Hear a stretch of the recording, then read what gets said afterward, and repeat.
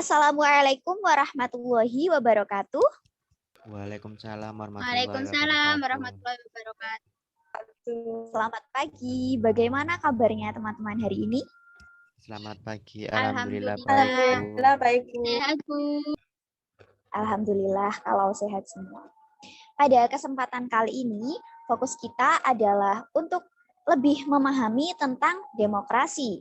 Jadi, kita akan sedikit mengulas pembelajaran kemarin, kemudian saya akan membahas sedikit tentang materi yang belum saya jelaskan, dan saya juga akan mengadakan tanya jawab supaya kita lebih memahami materi demokrasi ya. Baik, sebelum memulai kelas, alangkah baiknya kita berdoa terlebih dahulu. Berdoa sesuai keyakinan masing-masing. Mulai.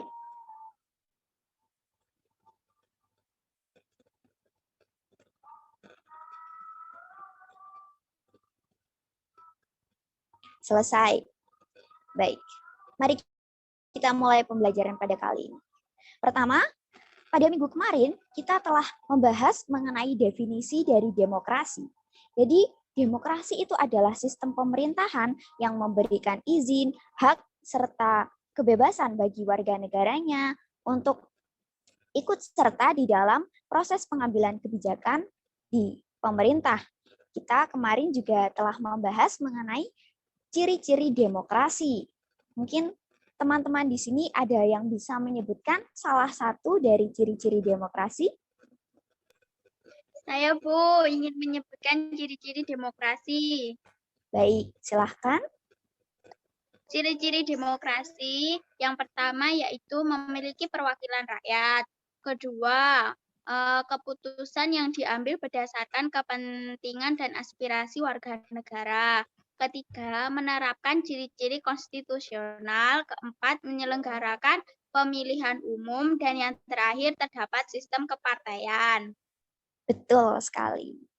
Nah, kita kemarin juga telah membahas mengenai tujuan demokrasi. Tujuan demokrasi secara umum adalah menciptakan masyarakat yang adil, makmur, sejahtera, dan berlandaskan dengan asas keterbukaan, kejujuran, serta keadilan. Kemudian tujuan ini dibagi-bagi kembali. Mungkin teman-teman ada yang bisa menyebutkan salah satu dari tujuan demokrasi? Saya izin menjawab, Bu. Baik, silahkan. Jadi tujuan demokrasi ya ini yang pertama yaitu kebebasan berpendapat. Kemudian yang kedua menciptakan keamanan dan ketertiban. Yang ketiga mendorong masyarakat aktif dalam pemerintahan. Kemudian yang keempat membatasi kekuasaan pemerintahan. Dan yang terakhir mencegah perselisihan. Betul sekali, jawabannya sangat tepat ya. Nah, selanjutnya kita juga membahas mengenai macam-macam demokrasi kan. Nah, Indonesia, negara kita ini kan juga termasuk negara yang menggunakan sistem demokrasi. Apakah ada yang bisa menjawab sistem demokrasi apa yang dipakai oleh Indonesia?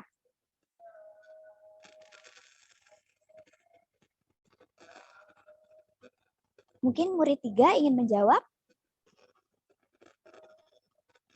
Atau murid 1?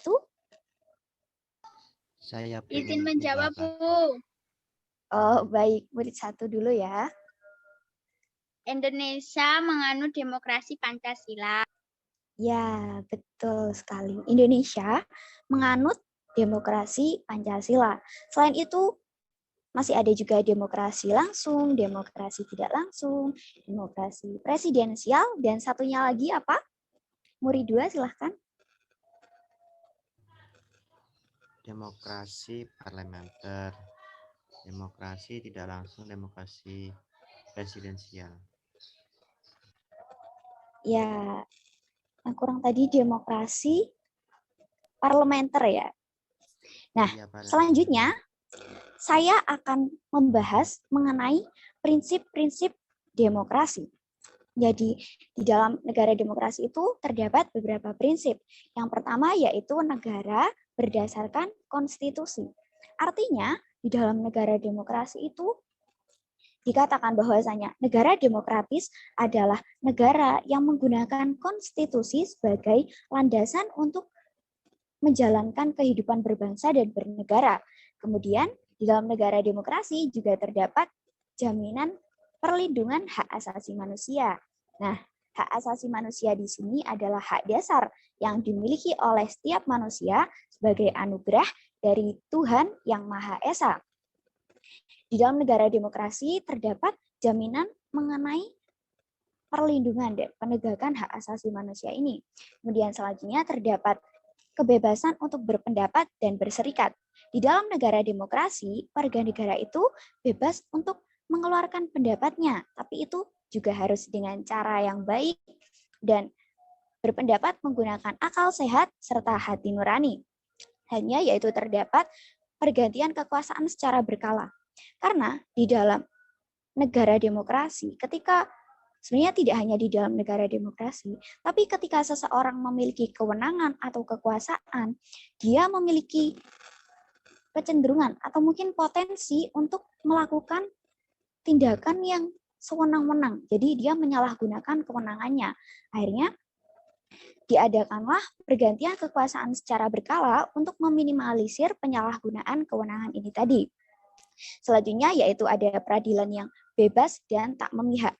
Peradilan yang bebas di sini maksudnya adalah di dalam negara demokrasi, sistem keadilannya itu tidak ada campur tangan dari pihak lain, baik itu dari pihak penguasa atau pihak-pihak yang lainnya. Nah, selanjutnya yaitu ada penegakan hukum dan persamaan kedudukan. Di dalam negara demokrasi, setiap warga negara itu memiliki derajat yang sama di hadapan hukum dan mereka juga memiliki wibawa hukum. Dan setiap warga negara di negara demokrasi itu merupakan instrumen untuk menegakkan hukum. Dan yang terakhir yaitu terdapat kebebasan pers. Kebebasan pers merupakan salah satu pilar yang sangat penting di dalam negara demokrasi ya. Jadi pers itu dapat membantu warga negara untuk menyalurkan aspirasi, kritik, maupun sarannya. Selanjutnya, kita akan masuk ke sesi tanya-jawab. Barangkali ada materi yang kurang dipahami oleh teman-teman atau ada hal-hal yang belum saya jelaskan dan ingin teman-teman tanyakan, dipersilahkan mungkin bisa raise hand, nanti saya tunjuk dan silakan menyalakan mic-nya.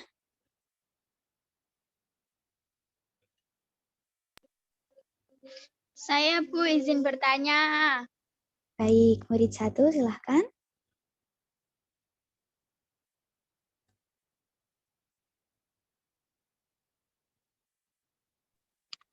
Pertanyaannya, apakah demokrasi Pancasila di negara kita sudah dibilang berjalan dengan baik?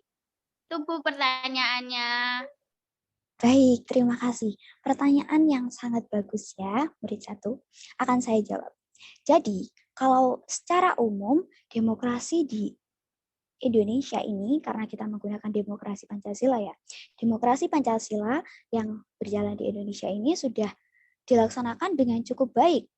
Namun, ya ada namanya. Ketika kita menelaah lebih dalam, itu masih terdapat kekurangan-kekurangan dan Indonesia tidak dapat disebut sebagai negara dengan sistem demokrasi secara penuh. Untuk apa yang secara umum tadi, kenapa negara Indonesia dapat dikatakan sudah berjalan dengan cukup baik adalah karena kita sudah melaksanakan sistem pemilihan umum, kita juga memiliki partai-partai.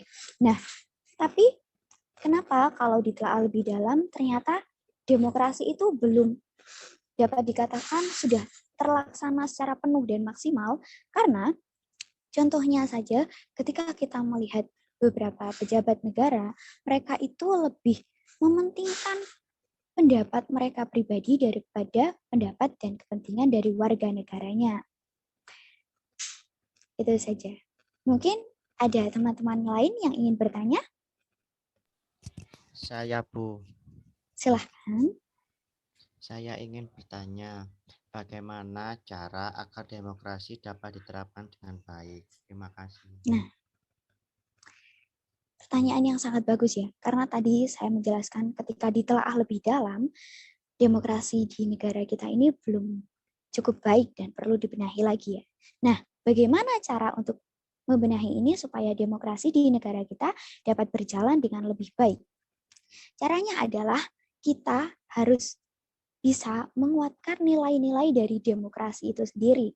Dan selanjutnya, kita juga dapat mempertahankan prinsip-prinsip dari demokrasi yang sudah saya jelaskan sebelumnya. Mungkin ada lagi yang ingin ditanyakan? Saya Bu izin bertanya, Baik, silakan. bagaimana cara agar prinsip-prinsip demokrasi dapat tetap dipertahankan?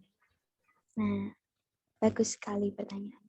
Jadi, pertanyaan ini agak mirip dengan pertanyaan yang kedua, tapi yang kita bahas di sini yang ditanyakan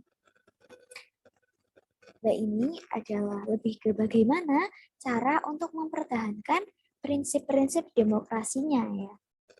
Jadi, terdapat beberapa cara yang dapat kita lakukan untuk mempertahankan prinsip-prinsip demokrasi. Yang pertama yaitu membiasakan diri untuk bertindak atau berperilaku yang sesuai dengan aturan yang sudah ada di masyarakat. Jadi, setiap tindakan yang kita lakukan itu harus sesuai dengan peraturan yang sudah ada. Selanjutnya, ketika kita bersikap atau berperilaku di tengah-tengah masyarakat, kita harus membiasakan diri juga untuk demokratis. Jadi kita harus bersikap secara demokratis. Selanjutnya, apabila kita menemui sebuah persoalan atau suatu permasalahan, kita harus menyelesaikannya dengan cara musyawarah. Nah, musyawarah yang kita lakukan ini harus dilaksanakan secara realistis dan logis. Jadi kita harus menggunakan logika di dalam bermusyawarah ini. Dan ketika bermusyawarah ini, kita harus menggunakan akal sehat serta hati nurani kita. Kenapa? Karena hasil dari musyawarah ini kita juga yang harus mempertanggungjawabkan. Jadi ini adalah cara selanjutnya ketika kita bermusyawarah dan menghasilkan sebuah putusan, kita harus bertanggung jawab atas hasil dari musyawarah tersebut. Selanjutnya, ketika kita mengadakan sebuah perubahan, kita tidak boleh menempuh cara-cara yang menggunakan kekerasan. Jadi, kita harus menggunakan cara damai untuk melakukan sebuah perubahan. Selanjutnya, kita harus bertanggung jawab atas pendapat yang kita sampaikan di masyarakat. Karena di dalam negara demokrasi, kita kan diberi kebebasan untuk berpendapat. Tapi pendapat yang kita sampaikan itu harus baik, harus jelas. Kita harus berpendapat secara santun, menggunakan hati nurani dan juga akal sehat kita. Karena kita harus mempertanggungjawabkan pendapat yang kita sampaikan tersebut. Selanjutnya, ketika kita memberikan kritik kepada orang lain, kita harus memberikan kritik yang membangun. Jangan memberikan kritik kepada orang lain itu yang pedas dan sama sekali tidak membangun. Jadi, dan kalau bisa, ketika kita memberikan kritik kepada orang lain, kita juga harus menyertainya dengan saran. Jadi, kritik disertai saran, supaya orang tersebut dapat berubah menjadi lebih baik lagi. Selanjutnya, yaitu ketika kita menuntut hak, kita harus melakukannya setelah melaksanakan kewajiban kita. Kenapa? Karena kita tidak boleh ya menuntut hak-hak kita agar terpenuhi, tapi kita tidak mau melaksanakan kewajiban-kewajiban kita sebagai warga negara. Jadi harus seimbang antara menuntut hak dengan melaksanakan kewajiban. Ketika kita menuntut hak kita agar terpenuhi, kita otomatis juga harus melaksanakan kewajiban kita sebagai warga negara. Kemudian, karena di dalam negara demokrasi kita memiliki kebebasan ya, tidak hanya untuk berpendapat, tapi juga untuk beraspirasi, mengeluarkan aspirasi, kemudian kita juga memiliki hak untuk berserikat, dan lain sebagainya. Nah, dalam menyikapi hal ini, kita harus bertanggung jawab atas kebebasan yang kita miliki. Kita tidak boleh sewenang-wenang hanya karena kita memiliki kebebasan untuk berpendapat, lantas kita mengeluarkan segala yang kita pikirkan tanpa memikirkan apakah pendapat kita itu sudah baik atau belum, apakah kita menyampaikannya dengan santun. Jadi kita harus berpendapat dengan baik, dengan cara yang baik, menggunakan akal sehat, menggunakan hati nurani, supaya ketika kita mempertanggungjawabkan hal tersebut, itu kita dapat mempertanggungjawabkannya dengan benar. Begitu. Selanjutnya, saya akan bertanya kepada kalian ya. Kan banyak negara-negara yang menggunakan sistem demokrasi.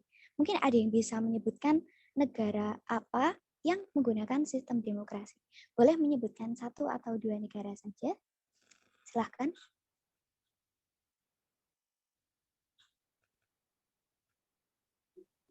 Saya Bu izin menjawab.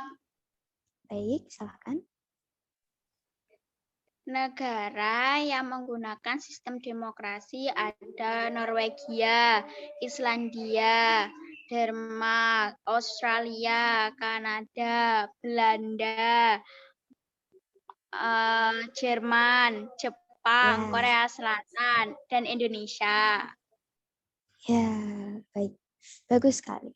Selanjutnya, saya tadi kan sudah menjelaskan ya mengenai apa saja yang dapat kita lakukan sebagai warga negara untuk dapat menunjang sistem demokrasi di negara kita ini. Nah, teman-teman ini yang sebagai pelajar atau siswa, langkah apa yang dapat kalian lakukan untuk menunjang sistem demokrasi di Indonesia? Ada yang bisa menjawab? Saya Bu izin menjawab. Izin menjawab, Bu. Baik, silahkan. Murid 2 dulu ya. Mungkin bisa Misalnya itu menyebutkan 2 menaati hal. peraturan di sekolah, terus berani berpendapat di kelas, menghormati orang lain di sekolah, mau menolong orang yang membutuhkan bantuan di sekolah. Ya, betul sekali.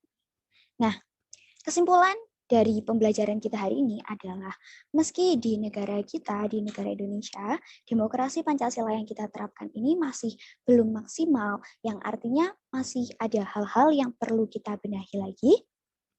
Namun, kita dapat memperbaikinya dengan cara menguatkan nilai-nilai demokrasi, mempertahankan prinsip-prinsip demokrasi yang salah satunya dapat dilakukan dengan cara membiasakan diri menaati aturan dan menyelesaikan persoalan-persoalan dengan bermusyawarah.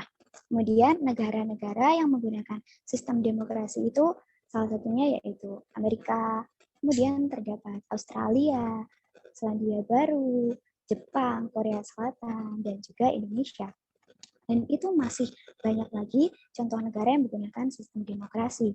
Nah, selanjutnya yaitu kita tadi membahas mengenai apa yang dapat dilakukan oleh pelajar seperti teman-teman ini untuk dapat menunjang sistem demokrasi di Indonesia, yaitu kita dapat menaati peraturan di sekolah, kita juga dapat berusaha agar kita berani berpendapat di kelas, kita dapat menolong teman lain atau mungkin guru atau mungkin staf yang membutuhkan bantuan. Seperti itu ya teman-teman. Sepertinya cukup untuk pembelajaran pada hari ini. Sekian dari saya. Apabila ada salah kata mohon maaf. Wassalamualaikum warahmatullahi wabarakatuh. Waalaikumsalam Waalaikumsalam warahmatullahi Terima kasih, Bu. Waalaikumsalam Terima warahmatullahi kasih, Bu. wabarakatuh. Terima kasih banyak, Bu.